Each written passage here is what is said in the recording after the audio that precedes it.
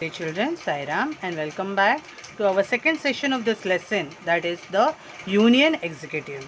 In our previous lecture, we have learned about the structure of the Union government, in which we have learned about the India's Union Executive, which is comprising of President, Prime Minister and the Council of Ministers. Then we have also learned about the President.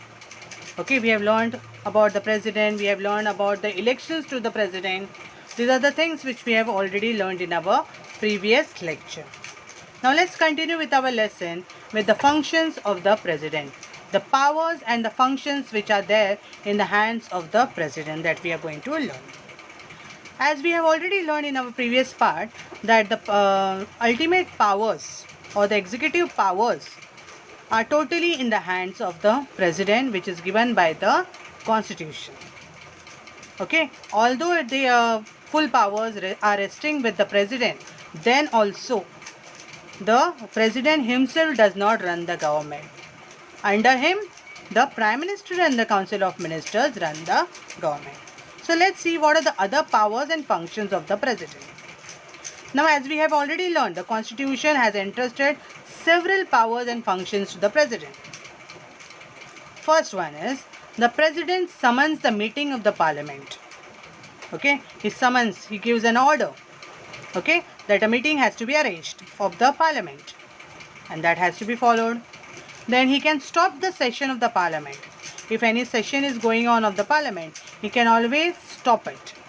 Okay, he can prorogue the session of the Parliament. He can even send messages to both the houses anytime to come and arrange a meeting or to take decision on a particular subject. Then he can even dissolve the Parliament after the tenure is over or even before the tenure gets over. So these are the ultimate powers he is having. Summons the meeting of the Parliament, then prorogue the session of the Parliament, then send messages to the two houses. Okay, even he can dissolve the Parliament. Okay, all this is the work, all this is the function of the President. Then we have also learned that the bill passed by the Lok Sabha and the Rajya Sabha, that is the two houses of the Parliament, cannot become a law without the signature of the President.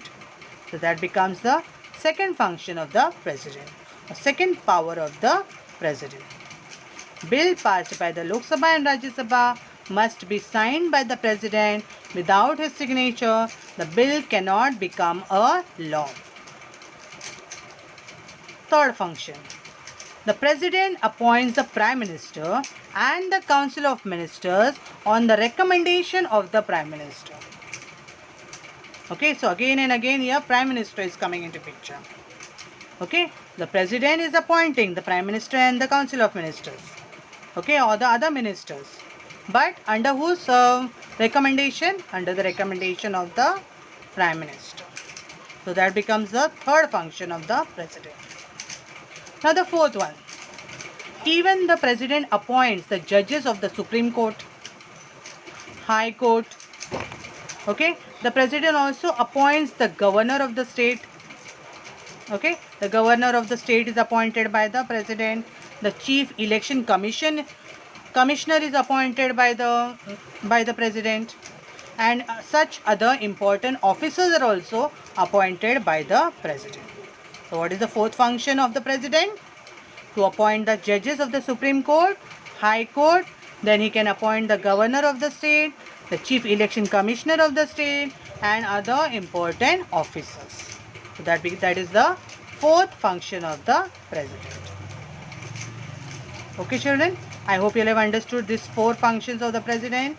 Now let's move on to the fifth one. Even the President is the supreme commander of the Defence Force of India.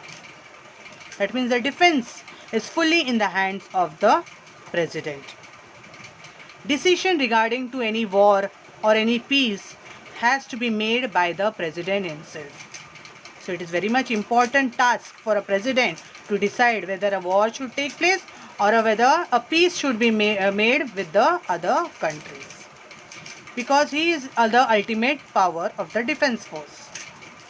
Okay, so President is the supreme commander of the defense force.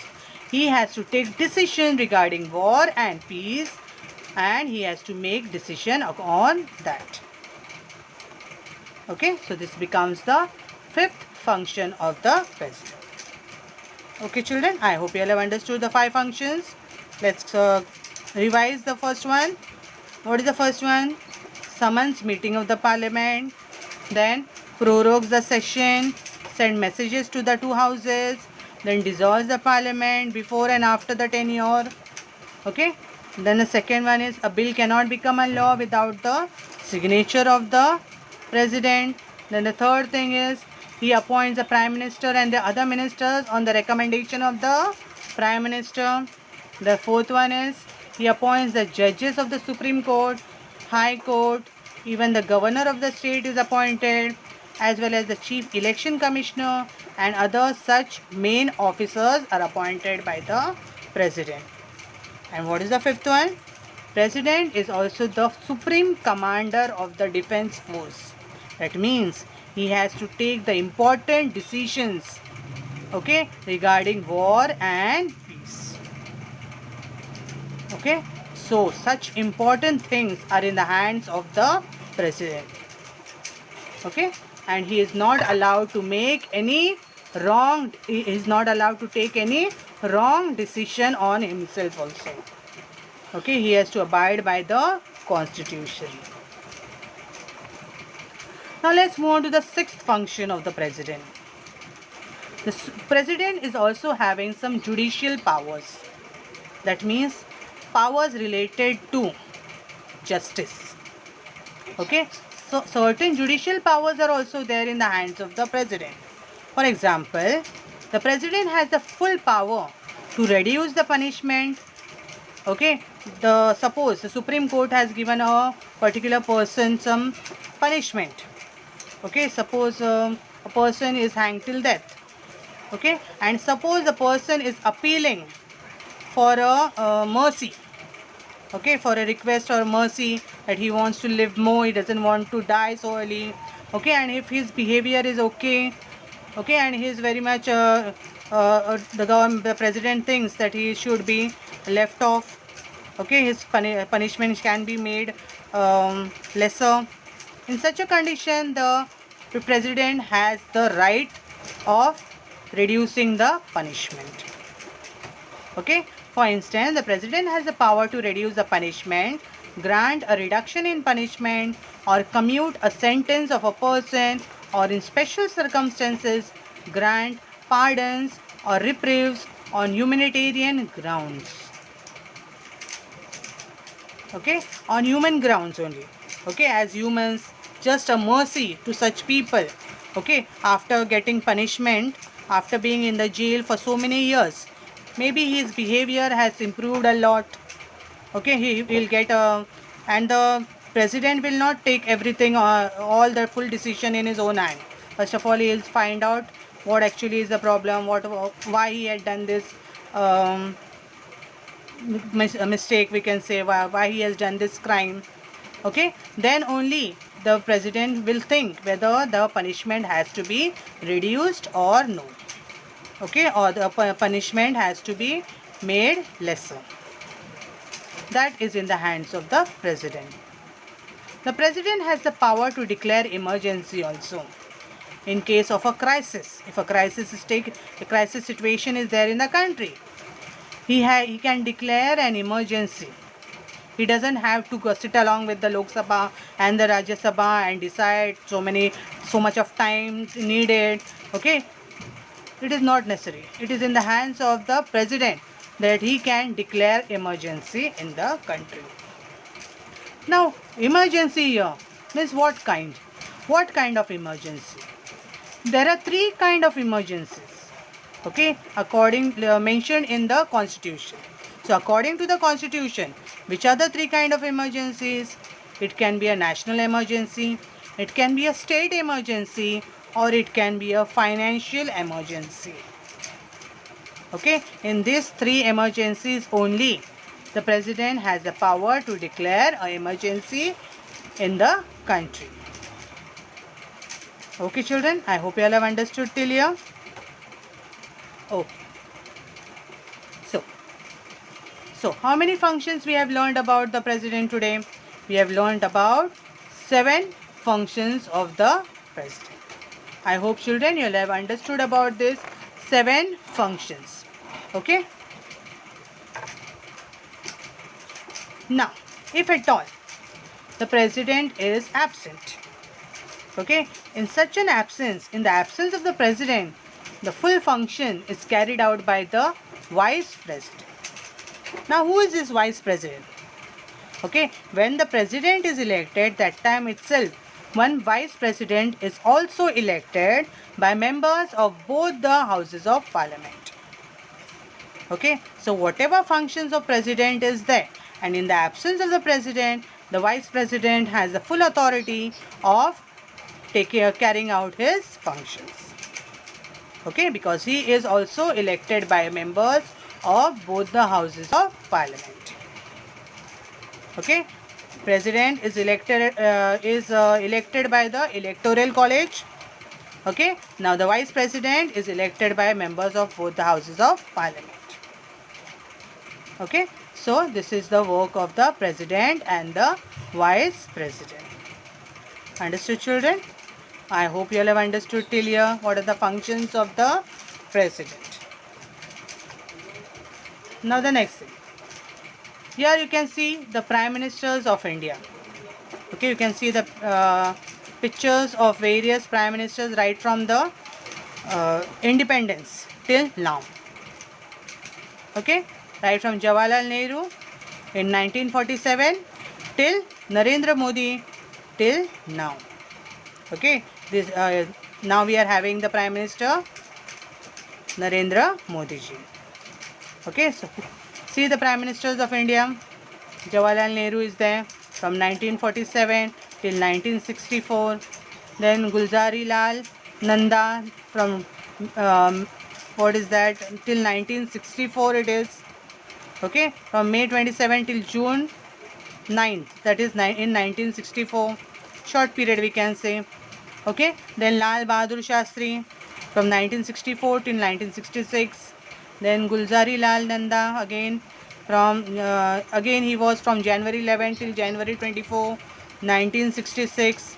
Then Indira Gandhi was there. Then Morarji Desai was there. Then Charan Singh, Indira Gandhi again, Rajiv Gandhi, Vishwanath Pratap Singh, then Chandrasekhar, then P.V. Narasimha Rao, Atal Bihari Vajpayee, H.D. Deve Gowda, Inder Kumar Gujral, Atal Bihari Vajpayee, Manmohan Singh, and lastly now we are having Narendra Modi ji. Okay, so these were the prime ministers of India. So as we have finished with the as we have finished talking about the president, as we have learned about the president, now let's learn about the prime minister. Prime minister and the council of ministers. Now from where this prime minister and council of ministers are elected? Okay, we have already learned about this in our previous lecture about this. Okay, the party which attains a majority in the election, when an election takes place, general elections take place, the party which is attaining a majority in the election, okay, that party nominates their leader as the prime minister. Okay, and the president is the constitutional head. So in reality, his powers are nominal, and the prime minister, along with his council of ministers, is responsible for the administration. Okay. Now, the party which attains a majority in the election nominates their leader as the prime minister. Okay. For example, general election is taking place. In the general election, Bharatiya Janata Party is winning. Okay. Suppose Bharatiya Janata Party is winning. So, from that group of Bharatiya Janata Party, they will make one of the person, their leader, as the prime minister. The council of ministers is then formed of trustworthy colleagues from within the party. Now, from where this council of ministers are coming? The remaining people from the party. Okay, these are the the trustworthy people or the trustworthy colleagues from the party. They will become the council of ministers. The Prime Minister and the Council of Ministers must be the members of the Parliament. Okay, the Prime Minister as well as the Council of Ministers, they both should be the members of the Parliament. The government in reality, we have learnt, is run by the Prime Minister and the Council of Ministers. That means the real executive powers which are there are vested, are lying, are conferred with the Prime Minister and the Council of Ministers. Okay, although we know the President is having the ultimate powers, but here the government is run by the Prime Minister and the Council of Ministers. So we can say in reality the executive powers are lying wholly in the hands of Prime Minister and the Council of Ministers. Okay, children?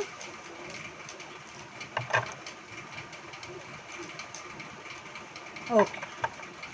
So, I hope you all have understood the Prime Minister and the Council of Ministers. Who is the Prime Minister and who are the Council of Ministers? Tell me who is the Prime Minister? The winning party, okay, in an election nominates their leader as their Prime Minister. Okay, and then from the remaining people, whoever are the trustworthy colleagues, from that only the Council of Ministers are chosen. Okay, the Prime Minister as well as the Council of Ministers, they must be the members of the Parliament only. The government in reality is run by the Prime Minister and the Council of Ministers. That means the real power, executive powers, are in the hands of the Prime Minister and the Council of Ministers. Okay, children? So what have we learned today? We have learned about the Prime Minister of India. Then we have learned about the functions, powers and functions of the President. I hope you all have understood till here. Okay, children. The remaining part of the lesson we'll do in the next lecture. Till then, thank you, children.